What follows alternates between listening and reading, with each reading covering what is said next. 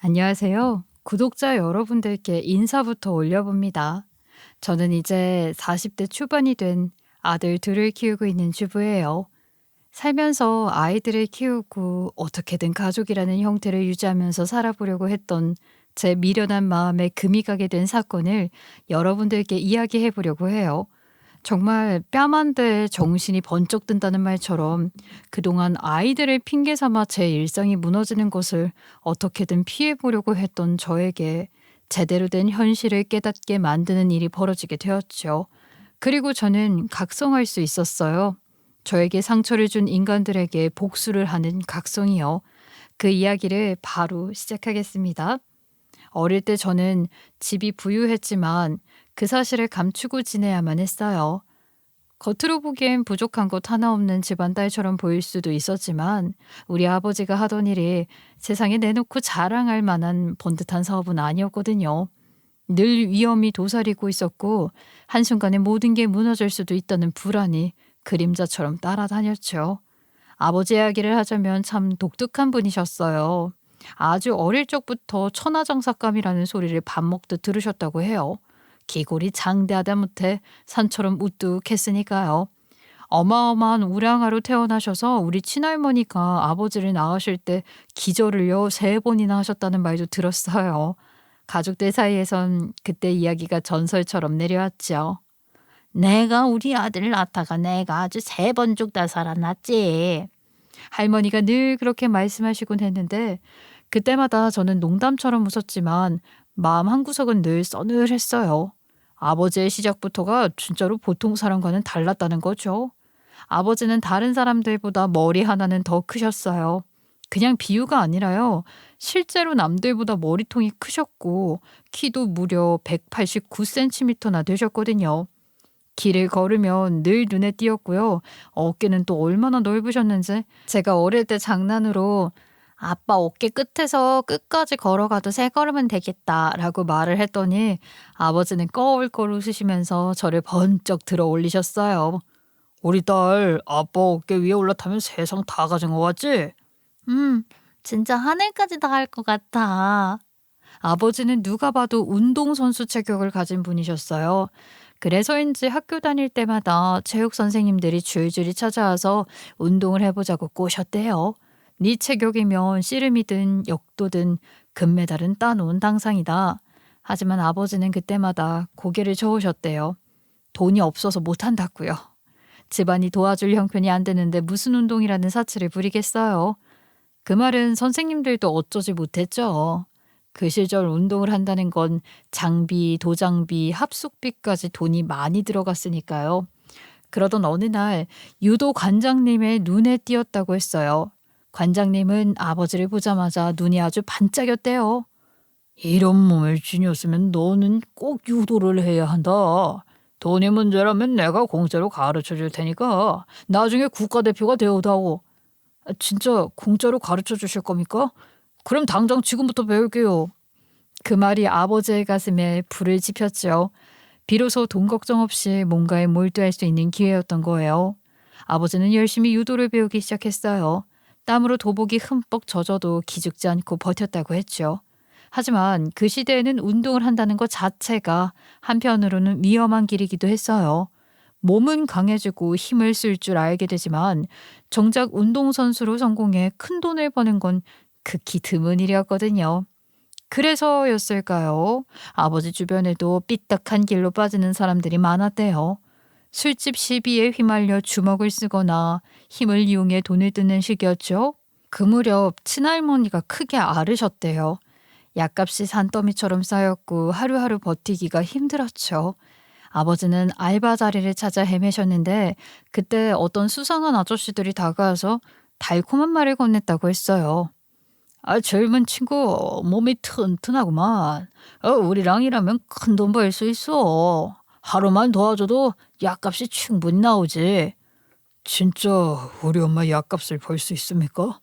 나쁜 짓을 하는 건 아니죠? 아이, 그냥 그 단단한 주먹 좀 휘두르고 하면 돼. 싸움을 하라고요? 저는 운동하는 사람입니다. 싸움은 안 합니다. 거절하겠습니다. 처음엔 거절하셨대요. 하지만 할머니의 병세는 갈수록 악화됐고 약국에 밀린 돈은 비처럼 쌓여만 갔어요. 결국 아버지는 그 말에 흔들렸고 하지 말아야 할 일에 손을 대기 시작했죠. 사랑하는 어머니를 살리겠다는 절박함 앞에서 선택지가 많지 않았을 테니까요. 하지만 그 선택이 아버지의 인생을 어떤 길로 몰아넣을지는 그땐 아무도 알 수 없었어요. 아버지가 발을 들인 일은 다름 아닌 사채업자들과 함께 돈을 떼어간 사람들을 찾아다니며 협박하고 주먹질을 해서라도 돈을 받아내는 일이었어요. 듣기만 해도 무섭지만 아버지에게는 너무도 쉬운 일이었다고 했죠. 유도관에서 배운 기술을 써서 상대방을 크게 다치지 않도록 제압하면서도 충분히 겁을 줄 수 있었으니까요. 상대방은 숨이 턱 막히고 몸에 땅이 쿵 하고 부딪히는 순간 그저 두려움에 벌벌 떨며 돈을 내놓을 수밖에 없었대요. 야, 너 돈 언제 갚을 거야? 사람 좋게 말할 때 갚아라. 알겠습니다. 이번 주 안에 꼭 마련하겠습니다. 한 번만 봐주십시오. 이번 주 안에? 오늘도 이번 주고 내일도 이번 주야. 장난하지 말고 당장 내놔. 그렇게 하루벌이가 꽤 짭짤했대요. 아버지는 돈을 만지며 생각했어요. 운동도 하고 돈도 벌고 이게 바로 일석이조 아닌가 하고요. 사실 그 큰 키와 튼튼한 뼈대를 가진 것도 아버지에겐 축복 같았어요. 남들은 가지고 싶어도 가질 수 없는 몸뚱아리를 자신은 당당히 갖고 있으니 세상이 자기 편이 된 듯 느껴졌던 거죠. 하지만 돈의 유혹은 무서운 거잖아요. 아버지는 점점 큰 물에서 놀기 시작했어요.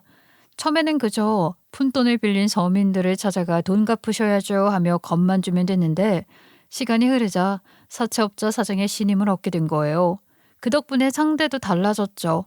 이제는 동네 사람들이 아니라 중소기업 회장님, 건설회사 이사 같은 이들 앞에서 주먹을 휘두르며 돈을 받아내는 자리에 서게 된 거예요. 아버지가 책상 위에 두꺼운 손바닥을 쾅 하고 내리치면 호화 사무실에 있던 중소기업 회장이라는 사람도 얼굴이 새하얗게 질려서는 벌벌 떨었다고 했어요. 이렇게 받아낸 돈으로 아버지는 친할머니의 약값을 대고 집안 빚을 갚으셨죠. 자연스럽게 유도관에서 보내는 시간은 줄어들었어요.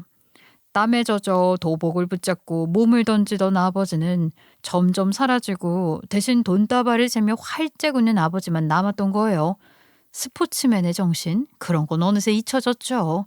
마음에 안 드는 일이 생기면 주먹부터 나갔고 결국 유도관에서도 쫓겨나고 말았대요. 넌 운동선수가 될 자격이 없어. 정신이 안 돼 있어. 아버지는 억울했대요.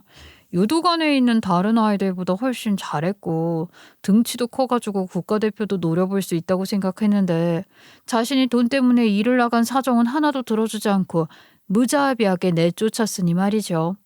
그 시절 아버지는 유도 정신이라는 게 뭔지 몰랐던 거예요. 기술만 있으면 되는 줄 알았고 힘만 있으면 길이 열리는 줄 알았죠. 하지만 세상은 그렇게 단순하지 않잖아요. 유도관에서 쫓겨난 아버지가 택한 길은 더 깊은 어둠이었어요. 사채업자들과 더 밀접하게 어울리며 돈을 받아내는 일에 몰두하기 시작했죠. 이제는 남의 밑에서만 일하지 않았어요. 아버지는 스스로 번 돈을 모아 일수를 놓기 시작했죠. 이번 달 이자 꼬박꼬박 챙기셔야 합니다. 아버지는 사람들 앞에서 장부를 척 펼쳐 보였다고 했어요. 그리고 주먹을 한번 불끈 쥐는 것만으로도 사람들의 얼굴이 사색이 됐죠. 아버지는 정말 100% 실적을 자랑하듯 돈을 받아냈어요. 사람들은 아버지가 온다는 소문만 들어도 도망갈 구멍부터 찾았고 사채업자들은 그런 아버지를 두고 귀신 같은 놈이라고 했대요. 참, 돈은 분명 우리를 살렸지만 동시에 아버지를 갉아먹고 있었던 거예요. 아버지는 그렇게 재산을 불렸어요.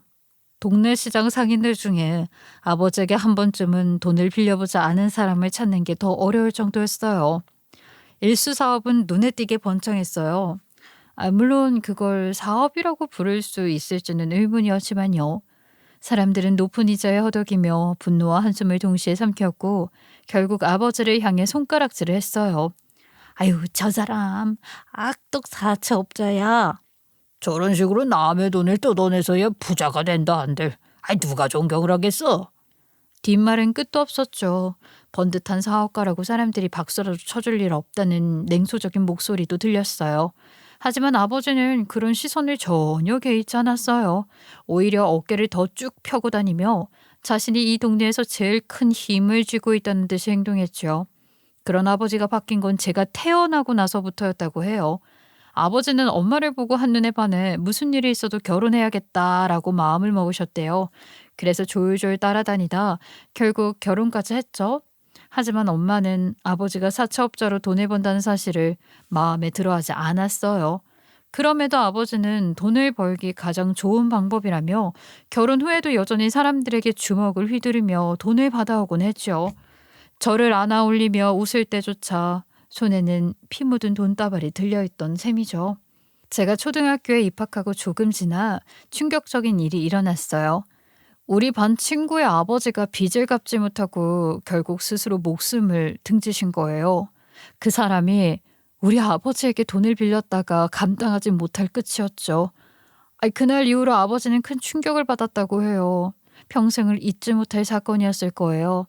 문제는 그 화살이 제게로 날아왔다는 거예요. 반 아이들은 사정을 알지도 못하면서 저를 향해 잔인한 말을 던졌죠. 살인자의 딸, 너희 아빠 때문에 내 친구 아빠 죽은 거잖아. 그 말들이 얼마나 뼈 아팠는지 몰라요. 나는 그냥 숨고 싶었고 아버지가 너무나도 미웠어요. 친구들 앞에 서면 얼굴이 화끈거려 고개를 들 수가 없었어요. 집에 돌아와도 아버지를 똑바로 보기 힘들었죠. 아빠는 왜 그런 일을 계속해요? 다른 일 하면 안 돼요? 네가 아직 어려서 모르는 거야. 아빠가 아니면 누가 너랑 엄마를 먹여 살리겠냐? 그 말은 책임감처럼 들렸지만 제 마음엔 전혀 위로가 되지 않았어요. 오히려 더 깊은 절망이 밀려왔죠. 우리 가족이 다른 사람의 피눈물 위에 서 있구나. 물론 아버지가 번 돈 덕분에 전 그럭저럭 부족함 없이 자랐어요. 학용품이며 옷이며 다른 아이들보다 좋은 걸 누릴 수 있었다는 것도 물론 사실이에요. 하지만 그게 기쁨으로는 다가오지 않았죠. 제 손에 쥐어진 연필 하나도 누군가의 눈물과 맞바꾼 것 같았거든요. 그 뒤로 저는 아버지와 말을 섞지 않으려고 했어요. 밥상머리에서조차 묵묵히 밥만 먹고 눈길도 마주치지 않았죠. 아버지는 그런 저를 보며 서운한 기색을 숨기지 못했지만 저는 더 이상 참을 수가 없었어요. 곧 사춘기가 찾아왔고 그 틈은 더욱 벌어졌죠. 그럼에도 아버지는 일을 그만두지 않았어요. 아버지에게는 책무가 있었거든요. 자신이 어떤 방법으로든 돈을 벌어야 한다는 책임감이었죠. 제가 대학을 졸업하고 첫 회사에 취직을 하고 나서야 아버지는 드디어 일을 그만두시겠다고 약속을 하셨어요. 그 한마디가 얼마나 낯설던지 순간 귀를 의심할 정도였다니까요. 평생 쉼없이 돈만 쫓아 달려하던 아버지 입에서 나온 말이라뇨. 그리고 아버지는 말 그대로 도망치듯 우리가 평생을 살아온 동네를 떠나셨어요. 사실 그곳은 더 이상 아버지가 버틸 수 있는 공간은 아니었을지도 몰라요. 동네 사람들이 아버지에게 당한 게 많다 보니까 모임에도 끼워주지 않았고 시장에 나가면 은근슬쩍 피하거나 뒤에서 수군거리기 일쑤였으니까요.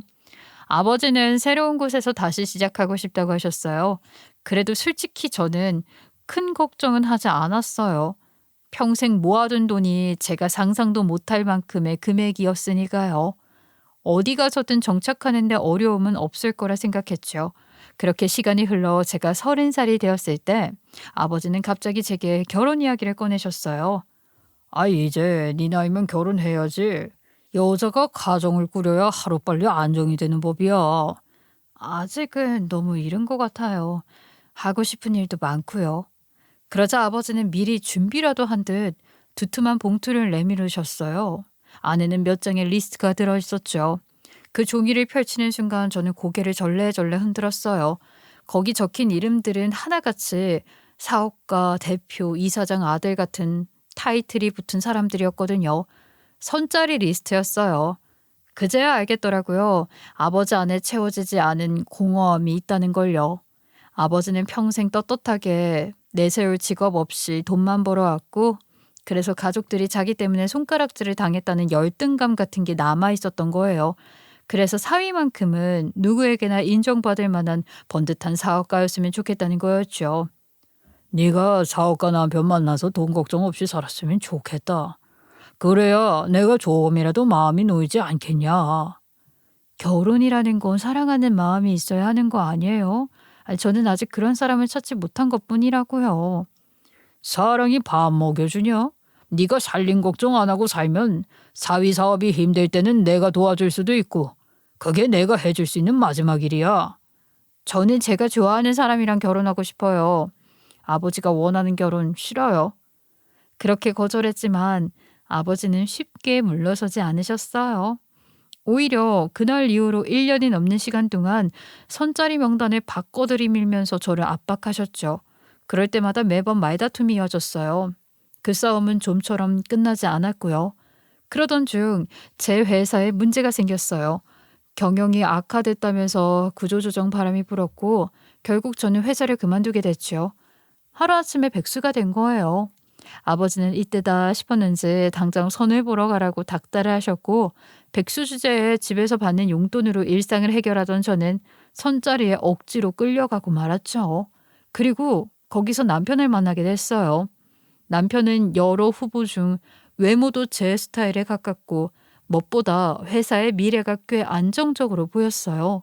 그렇게 저는 33세 나이에 결혼을 했어요. 뭐 제 선택이라고는 할 수 없었지만 그나마 많은 선자리 중에서는 덜 억울한 선택이었죠. 남편은 말 그대로 개천에서 용난 사람이었는데요. 집안은 정말 가난해서 사교육이라는 걸 한 번도 단 한 번도 받아본 적이 없었대요. 그런데도 스스로 책을 붙잡고 공부해서 결국 대학에 합격을 했다는 거예요. 그 얘기를 처음 들었을 때 전 솔직히 놀랐어요. 저런 환경에서 어떻게 혼자 힘으로 대학에 들어갈 수 있었을까 싶었거든요. 저는 늘 단단하게 지원을 받았던 사람이었기 때문에 그런 남편이 더더욱 대단해 보일 수밖에 없었죠. 혼자 힘으로 대학을 다녔으면 저 등록금도 혼자 마련을 한 거예요? 아니, 어떻게? 혼자 마련했지. 하루도 안 쉬고 알바했지. 낮에는 수업 듣고 밤에는 알바 뛰고 잠은 대충 지하철에서 졸다가 일어나고. 게다가 군대에 가서도 남들은 PX에서 과자나 생활용품을 사며 그 작은 월급을 다 쓰곤 했는데 남편은 한 푼도 안 썼다고 했어요. 군대 가면 이율 좋은 적금이 있다고 하더라고요. 남편은 그거 들어서 돈을 불렸다고 했어요. 그 말을 할 때 남편의 눈빛이 유난히 반짝였어요. 그 눈빛은 저에게 이상한 신뢰를 주었고요. 남편은 대학을 마치고도 쉬지 않았대요. 투잡, 쓰리잡을 뛰며 돈을 모았고 결국 창업까지 했다고 했죠. 나이 차이는 고작 3살이었지만 살아온 삶의 무게는 제가 상상하는 것보다 훨씬 크고 묵직해 보였어요. 저는 그 사람에게 왠지 모를 믿음을 느꼈어요. 이 사람이라면 내가 의지는 할 수 있겠다. 그런 확신 같은 게 생겼죠. 그래서 저는 결혼을 결심한 거고요. 솔직히 말하면 너무 서두른 건 아닌가 싶은 마음도 있었지만요. 당시 제 나이가 33, 그렇게 어린 나이도 아니었으니 결국 저는 남편과 부부가 되었어요. 결혼을 하고 나서 가장 먼저 느낀 건 안정감이었어요. 무턱대고 사랑해서 불타는 결혼을 한 건 아니었지만 남편과 함께 있다는 것만으로도 뭔가 단단해지는 기분이었죠. 시댁에서도 반대는커녕 오히려 환영 분위기였고요. 우리 집에 돈이 많다는 걸 알고 있었으니까 아들 사업에도 큰 힘이 되어줄 거라고 기대했겠죠. 신혼집도 우리 집에서 마련해 주셨고 남편에게는 차도 한 대 못 봐주셨어요. 정말 운명처럼 신혼여행에서 첫째 아들까지 임신을 하게 되었네요. 신혼이라는 걸 제대로 즐겨보기도 전에 바로 임신, 출산, 육아로 이어졌어요. 그런데 신기하게도 저는 그것마저 다행이라고 생각했어요. 남편과 제가 열렬히 사랑해서 결혼한 건 아니었으니까 아이가 우리 사이를 이어주는 끈이 될 수도 있겠다 싶었거든요. 하지만 시간이 지나면서 조금씩 균열이 보이기 시작했답니다. 남편과 저 사이의 생활 습관, 성격 차이가 하나둘 드러나더니 그게 점점 크게 다가왔죠. 예를 들어 남편은 집에 들어오자마자 양말을 아무 데나 벗어 던졌어요. 거실 한가운데 침대 옆, 심지어 부엌 한켠에도 널브러져 있었어요. 내가 신은 양말은 냄새나니까 세탁기 앞에다가 두라고 말했잖아. 저기 빨랫감 모아두는 곳이 있는데 왜 그래? 귀찮잖아. 그리고 뭐 어때? 금방 또 신을 건데. 신었던 걸 또 신는다고? 아이, 더럽잖아. 무슨 소리야? 깨끗하구만. 아직 덜 더러워. 한 번 더 신은 다음에 그리고 빨면 돼. 저는 기가 막혔어요.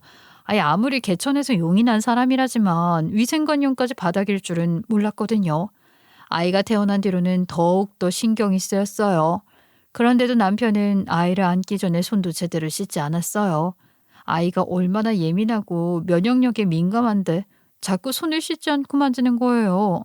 제발 위생 좀 챙기라고 저는 불안해서 늘 소리치듯 말했어요. 하지만 남편은 별로 대수롭지 않다는 듯 웃어 넘겼죠.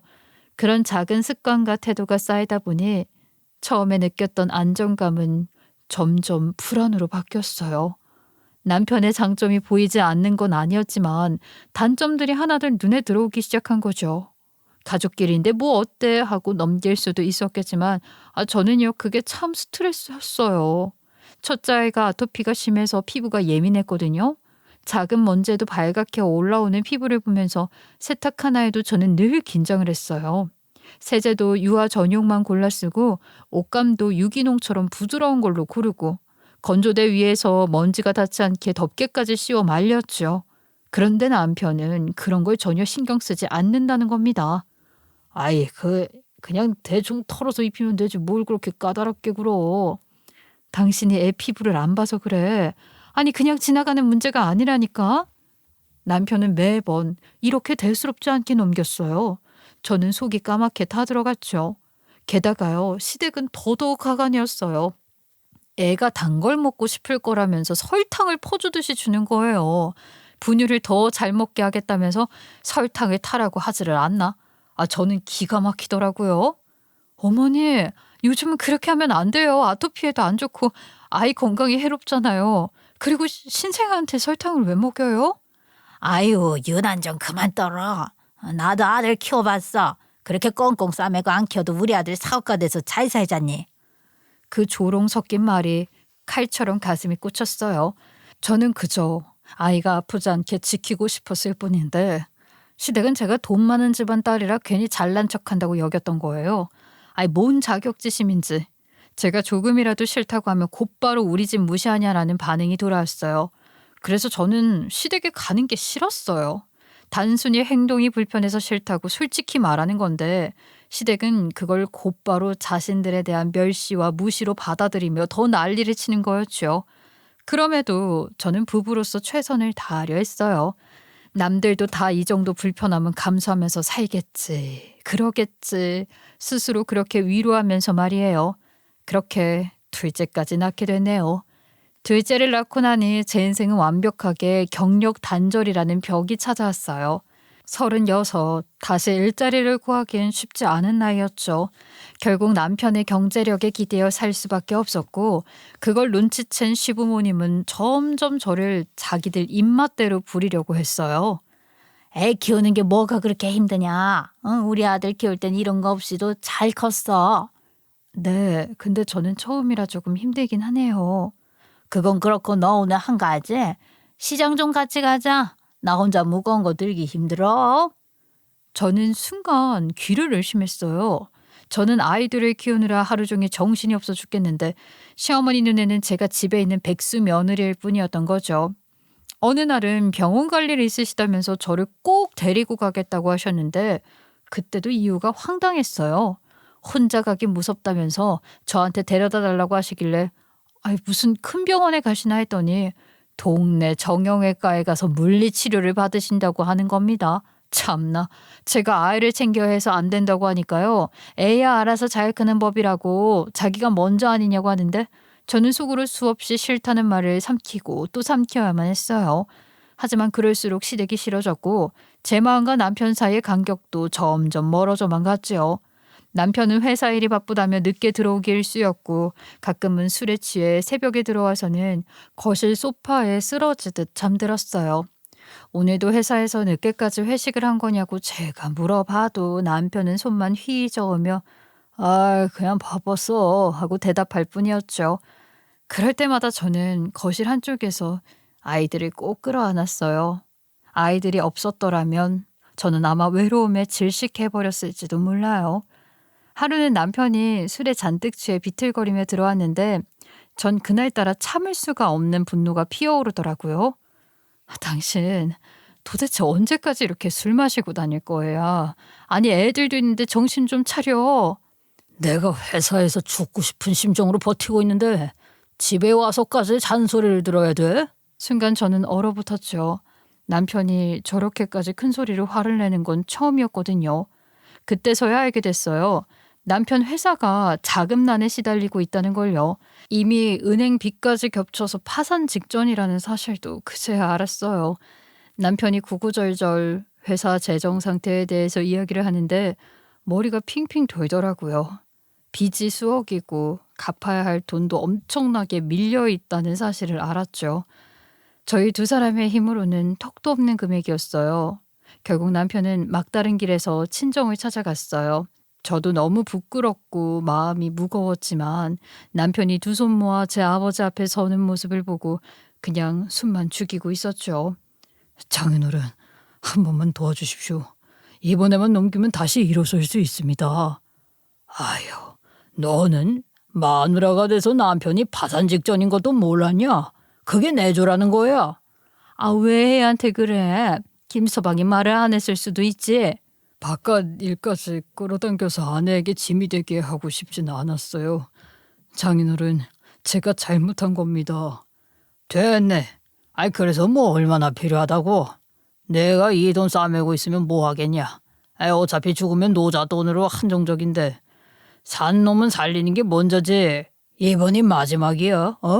내 전 재산이라고.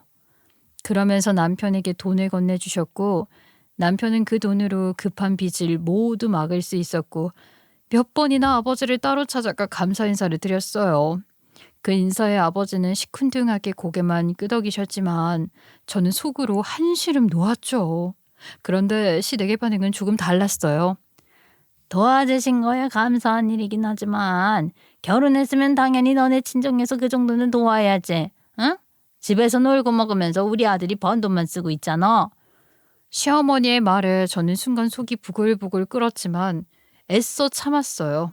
그래, 원래 시어머니는 내가 뭘 해도 마음에 들어하지 않잖아. 그냥 또 색안경 끼고 보는 거겠지 하고 넘어가야 제 속이 편했거든요.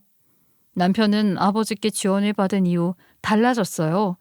퇴근이 뭐 엄청나게 빨라진 건 아니었지만 평소보다 집에 오려고 노력하는 게 눈에 보였어요. 하루는 정말 뜬금없게 꽃다발을 들고 들어왔어요. 제가 놀라서 눈이 크게 뜨자 저에게 고생이 많았다고 쑥스럽게 이야기를 하는데 그 모습에 제 마음이 순간 녹아내리더라고요.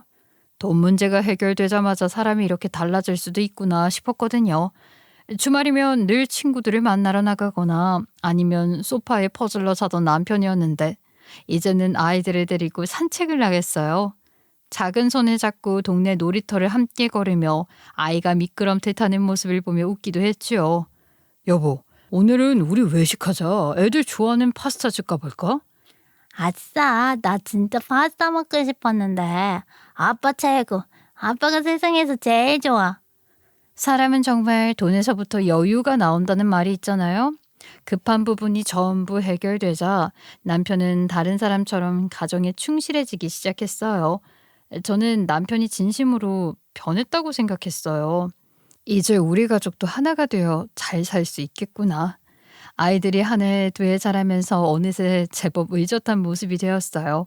저는 그 모습만 보면 아, 드디어 우리가 완벽한 가정을 꾸렸구나 하는 착각에 빠져 있었죠. 하지만요, 그건 착각이었어요, 정말. 남편이 저에게 잘해준 데는 명확한 이유가 있었거든요. 그러던 어느 날이었는데요. 남편이 술자리를 마치고 늦게 들어왔는데 문 앞에서 코끝에 확 풍겨오는 술 냄새에 고개를 절레절레 흔들던 저는 문득 남편 셔츠 깃에 묘한 자국을 발견했어요. 은은한 화장품 냄새와 함께 붉은 립스틱 자국 같기도 한 어울룩이 선명히 남아있었죠. 순간 제 심장이 쿵 내려앉는 기분이었어요. 이거 뭐야? 립스틱 자국이랑 화장품이 옷에 왜 이런 게 왜 묻어 있어? 아이, 뭘 그런 걸 하나하나 살피고 있어. 남자가 사업하다 보면 이런저런 자리에서 그럴 수도 있지. 괜히 예민하게 굴지 마. 그 말에 제 속은 부글부글 끓었지만 억지로 꾹 눌러 담았어요. 그래, 사업을 하다 보면 접대도 있을 수 있겠지.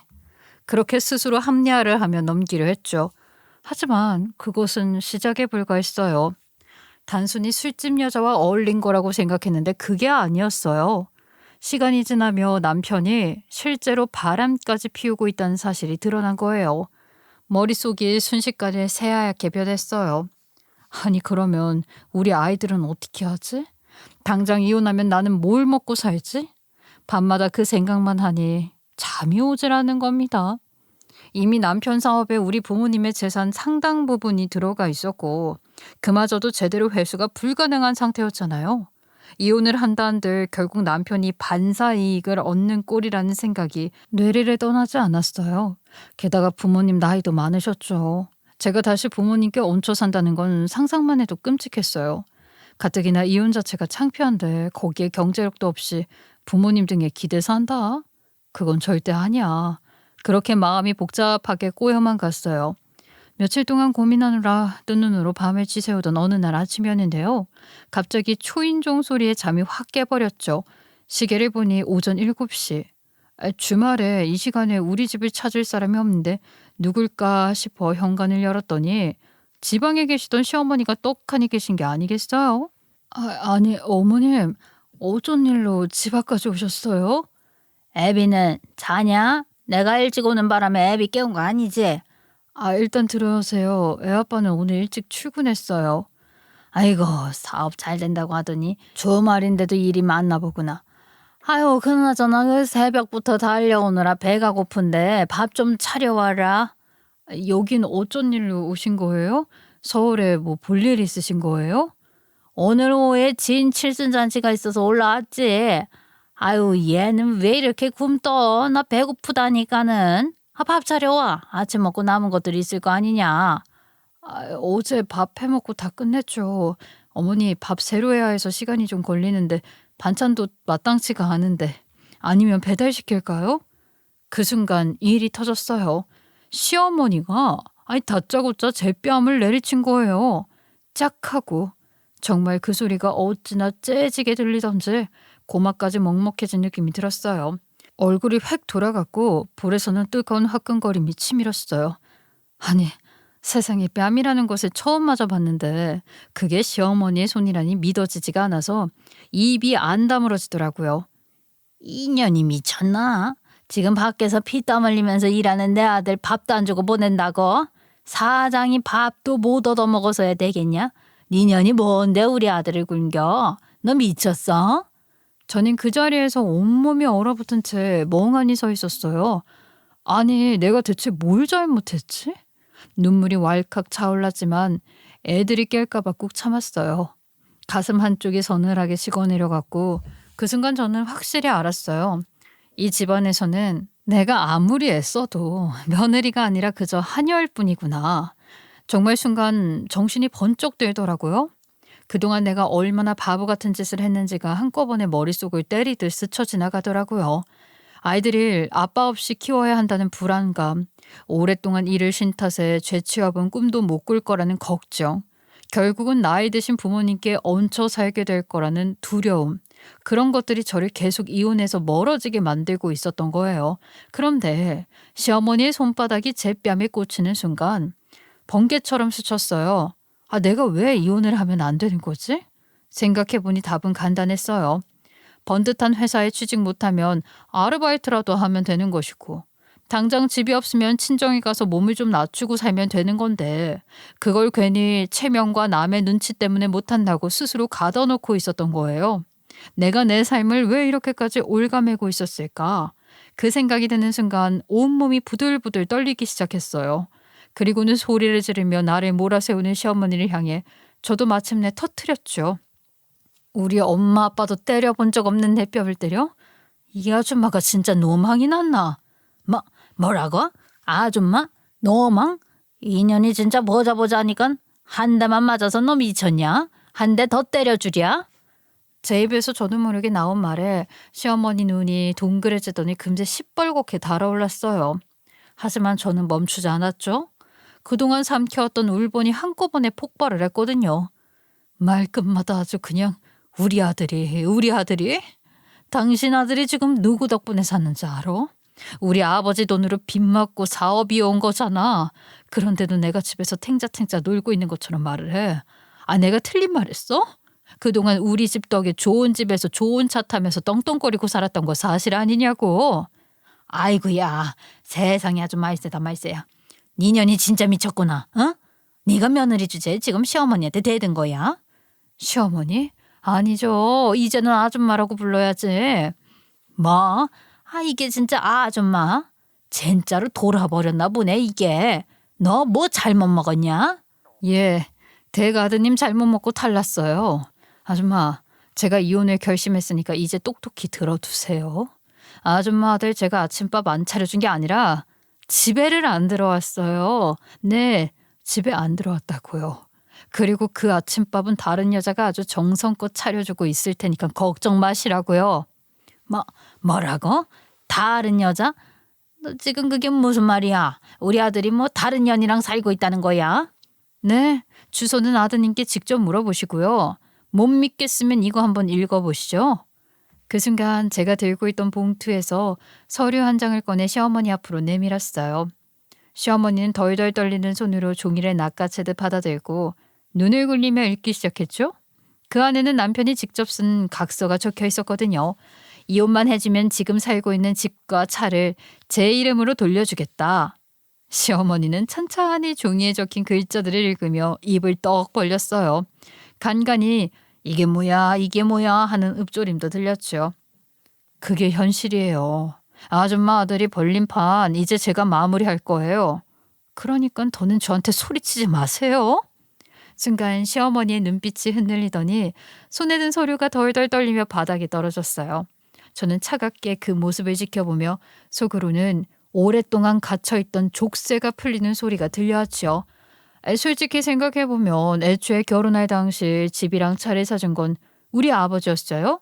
그러니까 남편이 이혼만 해주면 집과 차를 제 이름으로 넘겨주겠다고 떠드는 건 말도 안 되는 헛소리였죠. 애초에 본인 것이 아니었는데 뭘 넘긴다는 건지 그 뻔뻔함에 혀를 내두를 수밖에 없었어요. 남편은 저랑 가정을 유지하는 게 내연녀랑 살림 차리는 것보다 더 안정적이라고 판단했던 것 같아요.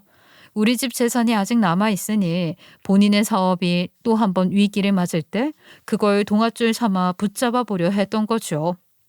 그런데 제가 남편이 바람을 피운다는 사실을 알게 된 순간부터 모든 게 달라졌어요. 처음에는 단순히 술집 여자를 상대한 줄 알았거든요. 아버지도 예전에 사업할 때 그 단란주 좀 자주 드나드셨으니까 저도 뭐 그럴 수도 있나 하고 넘기려 했던 거죠. 하지만 아니었어요. 어느 날 집 초인종이 울렸는데 문 앞에 서 있던 건 나보다 훨씬 어려 보이는 여자였어요. 화장도 옅고 수수한 차림이었는데 눈빛만은 단단히 결심한 듯 서 있었죠. 그 여자는 저를 보자마자 아주 당당하게 본인이 내연녀라는 사실을 밝히는 겁니다. 그러더니만 황당해하는 저에게 마치 본인이 승리자라는 도도한 얼굴을 하면서 천천히 자신의 배를 쓰다듬는 게 아니겠어요? 그게 뭘 의미하는지는 굳이 말로 설명하지 않아도 알 수 있었죠. 전 정말 심장이 바짝 조여오는 느낌이 들었습니다. 어지러움이 확 몰려와서 기절이라도 할 것 같았어요. 그니까 그 행동은 내연녀 인연이 지금 우리 남편의 애를 임신했다는 것 아니겠어요? 알아들으시겠죠? 제가 지금 하는 행동이 뭘 말하는지. 그러니까 순순히 이혼 도장에 지장 딱 찍어줘요. 뻔뻔하게 바람을 피워놓고 불륜의 씨앗을 자랑하러 나를 찾아와? 이 연놈들이 미쳐가지고는. 두 분은 선보고 조건 맞아서 결혼하신 거잖아요. 하지만 그이가 진짜 사랑하는 사람은 저예요. 저희 뒤늦게 참 사랑을 깨달았어요. 그런데 저 아이를 임신했거든요. 이 아이를 사생아로 낳게 하지 말아주실래요? 당신 지금 내 앞에서 무슨 말을 하고 있는지 알기나 해? 참사랑? 나 참 기가 막혀서. 더러운 불륜 주제 참사랑이라고? 선 봐서 결혼을 한 거랑은 다르죠. 나는 정말 마음이 맞아서 이런 새 생명까지 품게 된 거고 어차피 둘이 열렬하게 사랑한 적도 없는데 이제 그만 이혼하죠? 그 모습이 더 기가 막혔어요. 마치 제가 가해자라도 되는 것처럼, 마치 제가 이기적인 사람이라도 되는 것처럼 몰아붙이는데 웃음이 비죽비죽 터져나올 지경이었죠. 그날 저는 대문을 닫아버렸고 그 여자는 좋은 결과를 기대하겠다는 제 속을 뒤집는 말을 하고 사라졌어요. 남편에게 따지고 들었더니 남편도 심플하게 미안하다, 이혼하자 하더라고요. 무미건조한 사과. 그걸로 모든 게 끝이라는 듯이 눈 하나 깜빡하지 않고 가방을 싸더니 내연녀 집으로 가버렸어요. 제가 울부짖는 것도 아이들이 아빠를 찾으며 울먹이는 것도 그 사람에겐 아무 의미가 없었던 거예요. 그리고 일주일도 채 되지 않아 시어머니가 우리 집에 찾아온 거예요. 새벽같이 들이닥쳐서는 제 뺨을 날리며 아침밥 타령을 한 거죠. 아이들과의 미래, 나 혼자 살아갈 방법, 이혼 뒤의 삶, 그 모든 게 머릿속에서 소용돌이 쳤지만 시어머니의 뺨 한 대 제 망설임은 송두리째 날아가 버렸어요. 그래, 이제 끝내야 한다. 더는 물러서지 않아야 한다는 결심이 섰죠. 시어머니에게 내밀었던 서류는 사실 별거 아니었어요. 고작 남편이 저에게 집과 차를 넘기겠다는 각서였죠. 저희 아버지가 해주었던 것을 반납하는 것뿐인데 뭐가 그리 당당한지요? 하지만 저라고 해서 믿는 구석이 없었던 건 아니었어요. 남편의 불륜 사실을 제대로 알게 된 후 저는 곧장 변호사와 상담을 했어요. 그 과정에서 부모님과도 허심탄회하게 이야기를 나눴죠. 그런데 거기서 뜻밖의 반전을 알게 된 거예요. 바로 투자 계약서와 지분 양도 계약서가 존재한다는 사실이었어요. 저에겐 비밀이었지만 과거 남편 사업이 휘청거릴 때 아버지가 직접 투자금을 집행하면서 작성해둔 서류였던 거죠. 남편이 멍청했던 건 그 계약서가 어차피 이혼하면 무용지물이 될 거라고 쉽게 생각한 거였어요. 어차피 내가 일군 회사인데 늙은 장인이 무슨 힘이 있겠어 하고 말이죠. 하지만 그건 남편의 착각이었어요. 현실은 달랐거든요. 남편의 사업이 위기에 몰렸을 때 우리 친정에서 무려 13억을 투자금 명목으로 집어넣었고 그 대가로 남편이 직접 회사 지분을 아버지께 양도한다는 각서를 작성했더라고요. 이건 단순 각서가 아니라 법적으로 유효한 계약입니다. 게다가 아버님께서 그 지분을 다시 따님 명의로 넘기시면 회사의 실질적인 주인은 따님이 되는 거예요. 그제야 깨달았어요. 남편이 평생 목숨처럼 붙잡고 있던 회사를 아이러니하게도 제가 꿀꺽할 수 있다는 사실을요. 그럼에도 불구하고 저는 당장 이혼하지 않았어요. 왜냐고요? 제가 이혼을 안 해주는 게 그들에게는 오히려 더 지옥이었으니까요. 맞잖아요. 제가 이혼을 해주지 않으면 내연녀 뱃속의 아이는 절대 남편의 호적에 오를 수 없어요. 그 말은 곧 그 아이가 사회적으로 사생아라는 낙인을 찍히게 된다는 거죠. 내연녀의 호적에만 올릴 수밖에 없으니까 결국 성도 남편의 성을 따르지 못하고 내연녀는 미혼모로 살아야 하는 운명이 되는 거예요. 세상에 어느 부모가 불륜의 씨앗으로 낙인 찍힌 아이를 키우고 싶겠어요. 그러니 결국 제가 이혼을 못하는 게 아니라 안 해주는 거였어요. 제가 도장을 찍지 않는 한 그들은 평생 사회적으로 인정받는 온전한 가족이 될 수 없다는 사실, 이게 바로 제가 가진 최고의 무기였죠. 우리 아들이 술집 여자랑 바람이 나가지고 집을 나갔다고? 그 사이에 사생아까지 있다고? 아니 이놈의 자식이 진짜 미친 거 아니냐? 어머님, 아니죠 아줌마.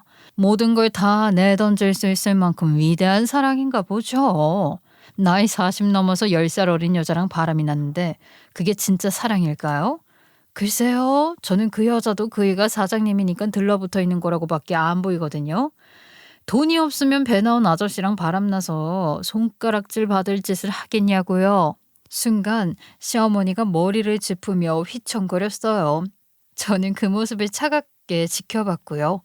왜냐면 이미 제 결심은 굳어져 있었거든요. 남편이 내연녀와 살림을 합치겠다며 내민 그 재산 명의 이전 합의서, 그건 곧 제 무기가 되었거든요. 게다가 저는 변호사와 함께 민법 조항을 꼼꼼히 확인했는데요. 사업 자금을 빌린 대가로 부동산과 예금 일부를 제 앞으로 이전할 수 있다는 조항이 분명히 존재했거든요. 아버지와 변호사와 함께 상담한 끝에 저는 모든 재산을 제 명의로 돌릴 수 있었어요. 실소유자와 등기 명의자가 다르면 무효라고 하더라고요. 이미 명의 이전이 완료된 재산은 돌려받을 수 없다고요.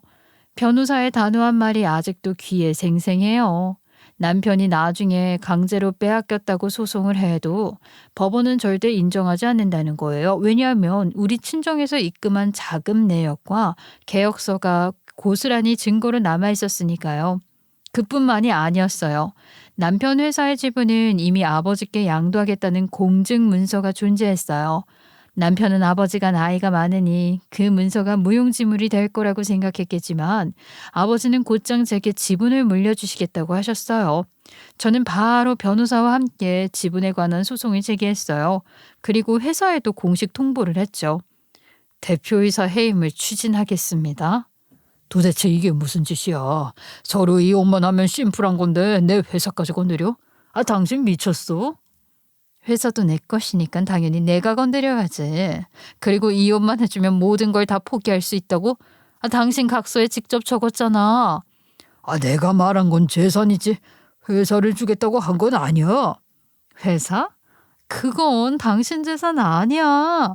이미 지분은 아버지께 넘어갔고 아버지가 나한테 주신 건데 당신이 무슨 권리로 내 회사라고 우기는 거야? 그 말에 남편은 입술을 달달 떨며 아무 말도 못했어요.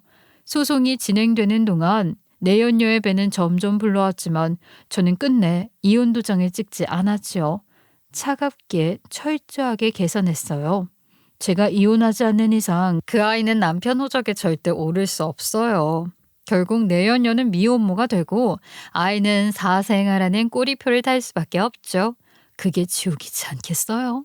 제가 도장 안 찍는 게 그들한테는 가장 큰 형벌일 테죠. 길고 길었던 소송이 마침내 끝났을 때 내연녀는 이미 아이를 출산한 뒤였어요. 하지만 제가 이혼을 해주지 않았기 때문에 남편의 호적에는 아이를 올릴 수 없었죠. 결국 내연녀는 본인의 이름으로 아이의 출생신고를 할 수밖에 없었고 그 순간부터 아이는 세상에서 사생아라는 낙인을 지을 수 없게 된 거예요. 그걸 바라보는 제 마음이 시원하다 못해 씁쓸하기까지 했어요. 이렇게까지 해야 속이 시원했어? 진짜 독하다 독해.